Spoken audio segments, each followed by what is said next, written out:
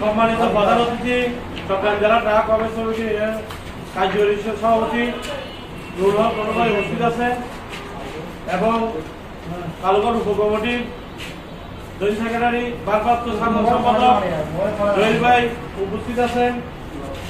কেন্দ্রীয় চট্টগ্রাম জেলা ট্রাক কর্মী সমিতির আব্দুল করিম বাবলু এবং চট্টগ্রাম জেলা ট্রাক কর্মী সমিতির উপকমিটির যুগ্ম সম্পাদক বেলাল এবং আমার সংগঠনের প্রিয় নেতৃবৃন্দ এবং প্রিয় ভাই, আসসালামু আলাইকুম।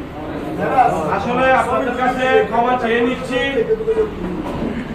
আমার যে আসছে সেজন্য মিটিং এ আসার পরে শুরু হয়েছে, ওটা শেষ করে অর্ধেকের মধ্যে চলে আসছে। আমরা এটা শেষ করে আবার যাবো এটার জন্য। এখানে কালকে আমাদের সাধারণ সভা বিষয়ে কেন্দ্রীয় ফেডারেশনের সভাপতি